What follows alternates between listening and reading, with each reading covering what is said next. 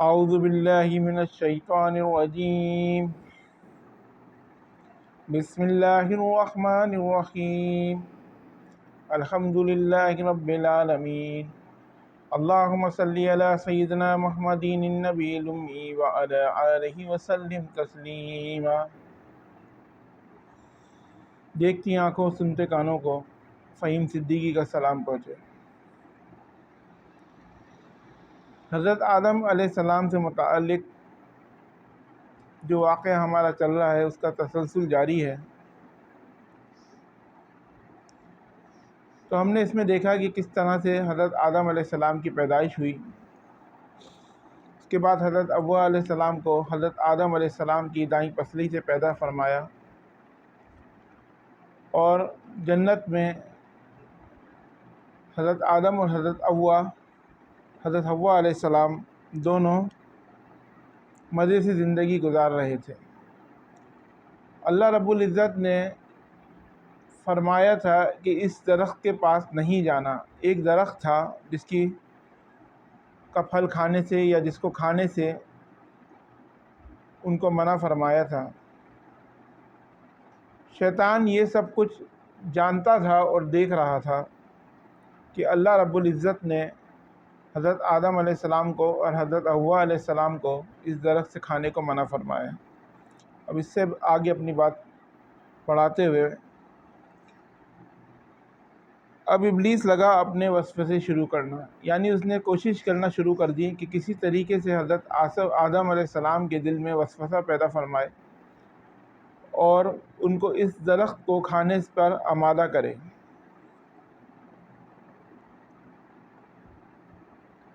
شیطان نے انہیں پھسلانے کی بے انتہا کوشش کرتا رہا اور وہ وسوسے ان کے دل میں ڈالتا رہا، اور اللہ تعالیٰ نے فرما دیا تھا کہ اے آدم اور تمہاری بیوی دونوں اس جنت میں رہو اور جہاں سے چاہو با فراغت کھاؤ، یعنی کسی چیز کی پابندی نہیں تھی۔ وہ جنت کیسی تھی اس کے متعلق فرمایا، اللہ فرماتے ہیں وہ جنت جس کی چوڑائی آسمان اور زمین کے برابر ہے، یعنی جنت کا سائز بتایا کہ اتنی بڑی جنت تھی جس میں حضرت آدم علیہ السلام اور حضرت حوا علیہ السلام موجود تھی کہ اس کی چوڑائی آسمان اور زمین کے برابر تھی۔ سو اس جنت میں سے جو چاہو سو کھاؤ، کچھ بھی منع نہیں سوائے ایک درخت کے۔ چنانچہ ارشاد ہوتا ہے اس کے بعد اللہ پاک نے فرمایا، ہم نے کہا اے آدم اور تمہاری بیوی جنت میں رہو، پھر جس جگہ سے چاہو با فراغت کھاؤ، اور اس درخت کے پاس مت جانا ورنہ ظالموں میں سے ہو جاؤ گے۔ یعنی اللہ پاک نے ان پہ پابندی لگا دی تھی۔ ایک آزمائش کا سلسلہ انسان پر شروع ہو چکا تھا۔ جیسے دنیا میں تمام انسان کو پیدا فرمایا، اس کے بعد ہر کسی کے ساتھ کوئی نہ کوئی آزمائش ہوتی ہے اللہ کی طرف سے، تو اللہ تعالیٰ فرماتے ہیں کہ کیا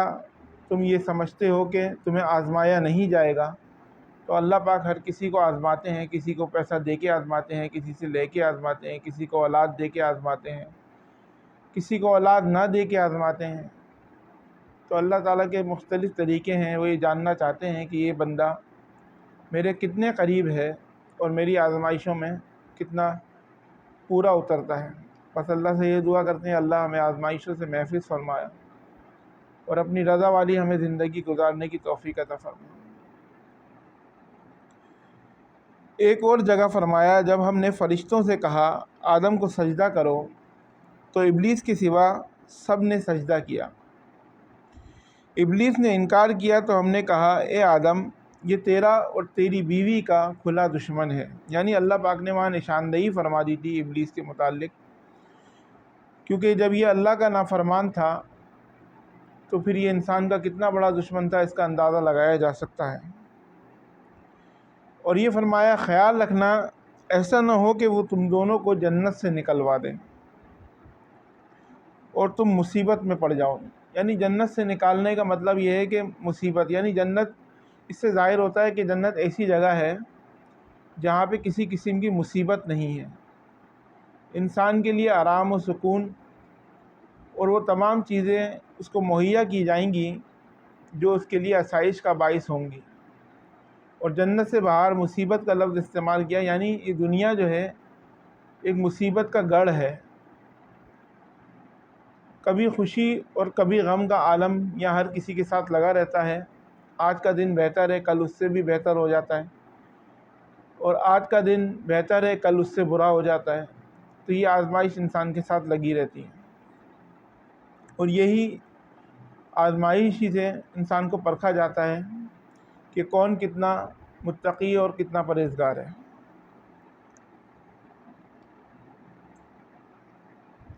اور فرمایا یہاں تو تجھے آرام ہے، نہ تو بھوکا ہے اور نہ بغیر کپڑوں کے، اور نہ تو یہاں پیاسا ہوتا ہے اور نہ دھوپ سے تکلیف اٹھاتا ہے۔ یعنی دھوپ کی شدت بھی انسان کے لیے تکلیف کا باعث بنتی ہے، تو وہاں پہ دھوپ کا بھی نام و نشان نہیں تھا، یا دھوپ تھی تو ایسی تھی جو کہ تکلیف کا باعث نہیں بنتی تھی۔ گویا اللہ پاک نے آدم علیہ السلام کو وسوسے سے پہلے ہی خبردار کر دیا تھا اور شیطان کے متعلق پوری انفارمیشن دے دی تھی، اور حضرت آدم علیہ السلام خود بھی جانتے تھے کہ اس نے سجدہ نہ کیا اور اللہ کی نافرمانی کی تو یہ ہمارا کھلا دشمن ہے، اور اللہ رب العزت نے بھی فرمایا تھا کہ یہ تمہارا کھلا دشمن ہے۔ ٹھیک ہے،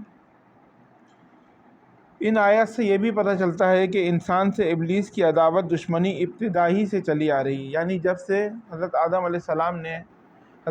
السلام کا اللہ رب العزت نے پتلا بنایا تھا، تو یہ صبح شام اس کو دیکھتا تھا، ان کے منہ سے داخل ہوتا تھا اور پیٹ سے نکل جاتا تھا، تو جب سے یہ اس کی عداوت انسان سے چل رہی ہے۔ اور یہ بھی ثابت ہوا جو لوگ کہتے ہیں انسان ابتدا سے بغیر کپڑوں کے تھا، یہ قول بالکل صحیح نہیں ہے۔ جب اللہ رب العزت نے حضرت آدم علیہ السلام کو پیدا فرمایا اور جنت منتقل کیا تو ان کو بالباس رکھا، اور حضرت حوا علیہ السلام بھی بالباس تھیں۔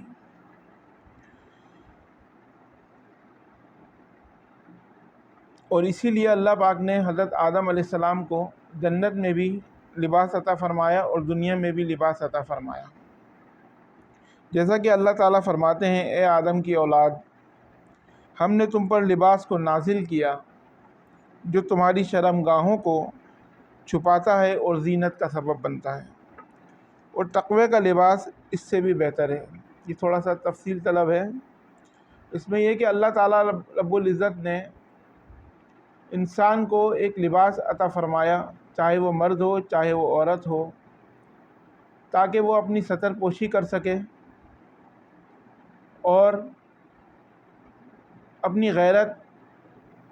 کو اس کے اندر چھپا سکے۔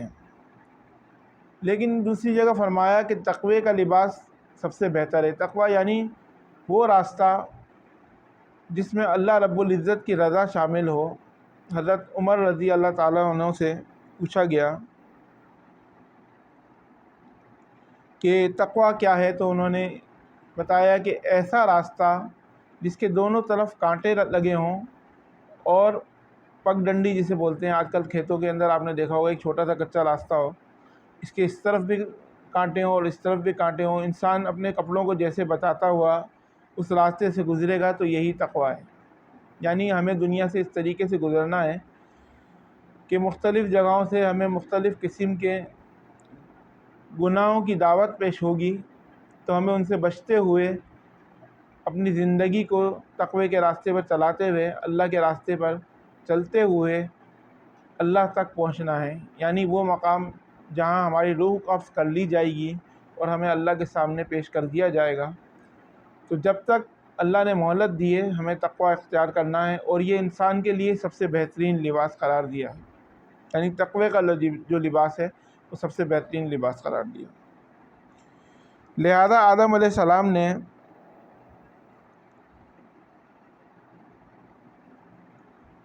جب اس قول کو سنا کہ اس درخت کے پاس نہیں جانا تو اس کو اپنے اوپر لازم کر لیا تھا، اور اس سے وہ بچ رہے تھے اور اس درخت کے پاس بھی نہیں جا رہے تھے، لیکن شیطان نے ان کو ایسا وسوسہ ڈالا جس کی تفصیل ابھی آگے آتی ہے، انشاءاللہ تعالی بیان کرتا ہوں۔ اچھا، شروع سے ہی ایک بات کو دھیان رکھیں کہ حضرت آدم علیہ السلام کے علم میں برہنہ ہونا بالکل بھی نہیں تھا، اور نہ حضرت حوا علیہ السلام کے، کہ برہنہ کیا ہوتا ہے، بغیر لباس کے کیا ہوتا ہے، اس چیز کا علم ان کو نہیں تھا، کیونکہ شروع سے ہی انہوں نے اپنے جسم پر ایک لباس کو دیکھا، موجود دیکھا، جب سے ان کے اندر روح پھونکی گئی تھی، اور جنت میں بھی لباس تھا، تو اس چیز سے کا ان کو علم نہیں تھا۔ اللہ نے آدم علیہ السلام کو کامل نعمتوں سے نوازا، بھوک نہ پیاس، یہاں تک کہ پیاس کے اسباب سے بھی محفوظ تھے۔ یعنی پیاس ایک لگنے کی جو کیفیت ہوتی ہے نا انسان کی، کہ مجھے پیاس لگ رہی ہے، تو اللہ رب العزت نے اس سے بھی ان کو محفوظ فرمایا تھا، اور جو وہ چاہتے تھے وہ کھاتے پیتے تھے،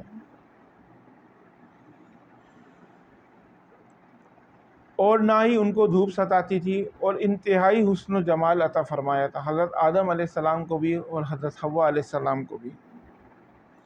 نہ ہی مشقت تھی، نہ تکلیف تھی، نہ بدبختی تھی، نہ بدقسمتی تھی۔ ایسی جنت میں وہ رہتے تھے جہاں ان کا دشمن، ہم سب کا دشمن ابلیس اس طاق میں بیٹھا تھا کہ کسی طریقے سے حضرت آدم علیہ السلام کو اس جنت سے نکلوا دیا جائے۔ حضرت آدم علیہ السلام اور حوا کے دلوں میں وسوسہ ڈالنے کے بارے میں یہ قرآن شریف میں روشنی ڈالی گئی ہے۔ پھر شیطان نے ان دونوں کو دلوں میں وسوسہ ڈالا، یہ وسوسہ ان دونوں کو طمع دلانے کی صورت میں تھا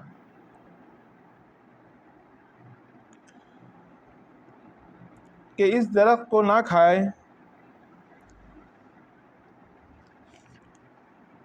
کیوں نہ کھائے؟ حضرت آدم علیہ السلام کے شیطان دماغ میں یہ چیز کو مسلسل وسوسہ ڈال رہا تھا۔ وسوسہ ایک چیز یہ ہوتی ہے کہ ایک خیال جسے آپ کہہ لیں ذہن میں آنا، ٹھیک ہے، یہ اچھا بھی ہوتا ہے اور برا بھی ہوتا ہے۔ اس خیال کو اس سے پتہ چلتا ہے کہ شیطان ان کے قریب نہیں تھا، نہ ان کے سامنے تھا، کیونکہ شیطان کو تو جنت سے نکال دیا گیا تھا، تو یہ وسوسہ ڈال رہا تھا، اور کس طریقے سے ڈال رہا تھا اس کا بیان آگے آئے گا انشاءاللہ تعالی، کہ اگر تم اس درخت کو کھا لو گے تو تمہیں ہمیشگی کی زندگی اور ہمیشگی کی بقا ملے گی، اور کبھی ختم نہ ہونے والی بادشاہت حاصل ہوگی۔ یہ شیطان ان کے دماغ میں وسوسے ڈال رہا تھا، اور اس وسوسے کا مقصد یہ تھا تاکہ ان کا پردہ بدن، یعنی جو ان کا لباس تھا، وہ ان کے جسموں سے اتروا دیا جائے، اور دونوں کے جسم، یعنی حضرت حوا علیہ السلام اور حضرت آدم علیہ السلام کا جسم ایک دوسرے کے سامنے کھل جائے۔ وہ دونوں کپڑوں میں ملبوس تھے، جب انہوں نے اس درخت سے کھایا تو لباس نیچے گر گئے، دونوں برہنہ ہو گئے، اور یہی شیطان چاہتا تھا کہ انہیں برہنہ کر دے۔ یعنی شیطان نے ان کے دماغ میں اس چیز کا وسوسہ ڈالا کہ اس درخت سے کھاؤ گے تو تمہیں ہمیشگی کی زندگی نصیب ہوگی، ٹھیک ہے، اور تمہیں ایسی بادشاہت نصیب ہوگی جو کبھی ختم نہ ہونے والی ہوگی۔ تو انسان کو تو اللہ پاک نے لالچی پیدا فرمایا ہے، ایک انسان کے اندر ایک، جسے کہہ لیں نا، ایک حص ہے، خصلت ہے، کہ وہ ایک لالچ اس کے دماغ میں ہوتی ہے۔ وہ کسی اچھی چیز کی بھی ہو سکتی ہے، کسی بری چیز کی بھی ہو سکتی ہے، مطلب یہ چیز اللہ پاک نے رکھی ہے، یہ ایک آزمائش کا حصہ ہے۔ تو جب وسوسے ڈالے گئے تو ان کے دل میں ایک تجسس پیدا ہوا، یعنی اللہ تعالیٰ نے فرمایا انسان بہت جلد باز ہے، وہ تجسس پیدا ہوا کہ آیا یہ کہیں نہ کہیں یہ ضرور تھا کہ شاید یہ شیطان صحیح کہہ رہا ہے کہ ہمیں ایسی زندگی مل جائے یا ایسی بادشاہت مل جائے جو ہمیشہ کی ہو۔ اس چکر میں آ کے، اس وسوسے میں آ کے انہوں نے اس درخت کو کھایا، جس کی وجہ سے ان کی پوشاک نیچے گر گئی، اور حضرت حوا اور حضرت آدم علیہ السلام ایک دوسرے کے سامنے برہنہ ہو گئے۔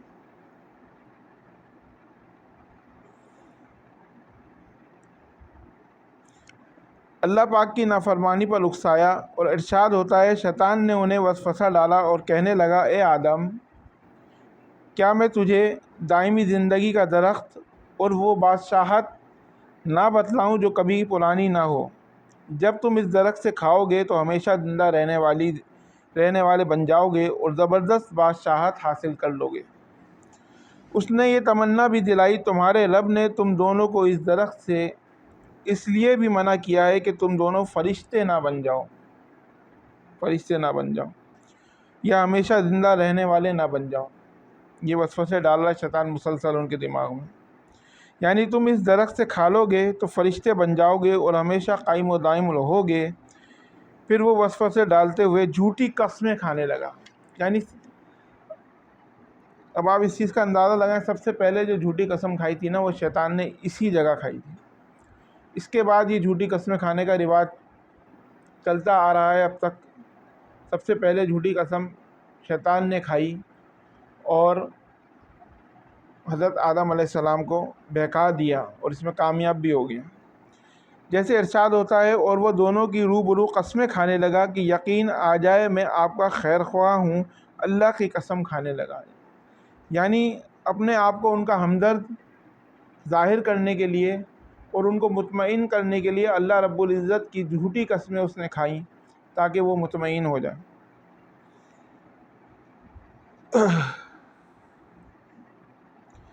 جیسے فرمایا، یعنی دھوکے سے انہیں پھسلایا، حالانکہ انہیں کسی چیز کی کمی نہیں تھی۔ وہاں پہ جنت میں سکون کی زندگی بسر کر رہے تھے، جب جنت سے بڑھ کر اور کیا چاہیے۔ اللہ پاک فرماتے ہیں، جب انہوں نے درخت کو چکھا اور ان دونوں کا پردہ بدن ایک دوسرے کے سامنے کھل گیا، دونوں اپنے بدن پر درخت کے پتے جوڑ کر رکھنے لگے۔ کپڑے اترنے پر دونوں کو حیا محسوس ہوئی، تو انہوں نے کیا کہ درخت کے پتے جوڑ کے، یعنی ایک ادھر نہیں، تاکہ جو ہے وہ ایک دوسرے کے سامنے، حالانکہ اس وقت آپ یہ دیکھیں کہ حضرت حوا اور حضرت آدم علیہ السلام کے سوا جنت میں کوئی بھی موجود نہیں تھا، ٹھیک ہے، اور ان کا رشتہ آپس میں کیا تھا؟ میاں بیوی کا تھا، میاں بیوی کا رشتہ تھا۔ اگر ان دونوں کے سامنے ان کی سطر کھل بھی رہی تھی تو ان کو دیکھنے والا ان دونوں کے علاوہ کوئی بھی نہیں تھا، لیکن اللہ نے ایسی حیا پیدا فرما دی تھی، رکھی ہے، ہر انسان میں رکھی ہے، جو مار دے تو وہ الگ بات ہے، لیکن ہر انسان میں رکھی ہے کہ وہ ان کو ایک دوسرے سے حیا آ رہی تھی۔ یعنی اس سے ظاہر ہوتا ہے کہ میاں بیوی کو آپس میں بھی حیا رکھنی چاہیے، ایک حیا کا دامن نہیں چھوڑنا چاہیے، حیا رکھنی چاہیے، اس سے یہ چیز ظاہر ہوتی ہے۔ کیونکہ انسان کی فطرت میں برہنہ نہ ہونے کی پسندیدگی شامل ہے، اس کی فطرت کے اندر اللہ نے رب العزت نے پیدا کی ہے۔ حدیث میں آیا ہے، آدم بھاگنے لگے، یعنی جب ان کا لباس ان سے جدا ہو گیا تو شرم کے مارے وہ بھاگنے لگے۔ اللہ نے پکارا، آدم مجھ سے بھاگتے ہو؟ آدم بولے، اللہ میں شرم کی بنا پر بھاگ رہا ہوں۔ یعنی ان کو اتنی شرم محسوس ہو رہی تھی کہ ان کا لباس شیطان مردود کی وجہ سے اتار دیا گیا تھا، اور اس وجہ سے کہ اور فرمایا کہ میں اس وجہ سے بھی بھاگ رہا ہوں کہ تیرے سامنے برہنہ کیسے رہوں، یعنی اللہ رب العزت کے سامنے کیسے بغیر کپڑوں کے برہنہ رہوں، جب اللہ نے ان کو رکھا ہی نہیں شروع سے برہنہ بغیر کپڑوں کے، تو وہ اس وقت بھی اللہ کے سامنے کیسے برہنہ رہیں، تو شرم کے مارے وہ اپنے آپ کو چھپانے کے لیے بھاگ رہے تھے۔ تو اللہ رب العزت نے پھر فرمایا اور دوسری بات یہ بھی فرمائی انہوں نے اللہ پاک سے کہ وہ شرم سار تھے کہ ان سے نافرمانی کا بھی ارتکاب ہوا۔ یہاں تک آج ہمارا پروگرام مکمل کرتے ہیں انشاءاللہ تعالی۔ یہاں سے آگے اگلے پروگرام میں بات کریں گے، تو انشاءاللہ تعالی یہ سلسلہ چلتا رہے گا۔ آپ لوگوں سے ایک درخواست یہ کرنی تھی کہ اللہ رب العزت نے حضرت آدم علیہ السلام کا قصہ قرآن پاک میں کئی بار ہم تک پہنچایا ہے، کئی بار بیان فرمایا ہے، اور آپ کے سامنے بھی اسی کو پیش نظر رکھتے ہوئے دماغ میں پہنچایا جا رہا ہے کہ یہ ہماری ایک ذمہ داری ہے۔ تو ہم سب اپنی ذمہ داری محسوس کرتے ہوئے تو کوشش کریں کہ جو اچھی بات ہے، جو اللہ کی بات ہے، آگے زیادہ سے زیادہ پھیلے، تو آپ لوگوں سے درخواست ہے کہ اس ویڈیو کو زیادہ سے زیادہ شیئر کریں، تاکہ کچھ ایسی باتیں بھی ہیں جو انسان کے سامنے نہیں آتی، یا جو بہت باریک باتیں ہیں انشاءاللہ وہ بھی پیش کی جائیں گی، اور زیادہ سے زیادہ لوگ تاکہ اس سے فائدہ اٹھا سکیں اس کو شیئر کریں، ٹھیک ہے۔ اور بیل آئیکن کو ضرور آن رکھیں، نوٹیفیکیشن اپنے آن رکھیں، تاکہ جو ویڈیو بھی آئے وہ آپ کو بر وقت آپ تک پہنچ سکیں۔ تو اللہ رب العزت سے دعا ہے جتنے پریشان حال ہیں سب کی پریشانیوں کو دور فرمائے۔ کچھ مسئلے مسائل ایسے آئے ہیں واٹس ایپ پہ اور بھی کہ کچھ لوگوں کے ساتھ مسئلے مسائل ہیں، گھریلو پریشانیاں ہیں، تو ان کو بتایا گیا ہے، کچھ پڑھنے کے لیے بھی دیا گیا ہے۔ بس یہ دعا کریں اللہ تعالیٰ جتنے پریشان حال ہیں سب کی پریشانیوں کو دور فرمائے، اور آپ لوگوں میں ہم میں جتنے بھی بیمار ہیں سب کو شفا عطا فرمائے، جن پہ گھریلو کوئی برے اثرات ہیں، جو دماغی طور پہ ٹینشن میں ہیں، کاروباری طور پہ ٹینشن میں ہیں، اللہ سب کی مشکلات کو دور فرمائے۔ تو ہمیں بھی اپنی دعاؤں میں یاد رکھیں، انشاءاللہ تعالیٰ اگلی ویڈیو میں آپ سے ملاقات ہوتی ہے۔ السلام علیکم ورحمۃ اللہ۔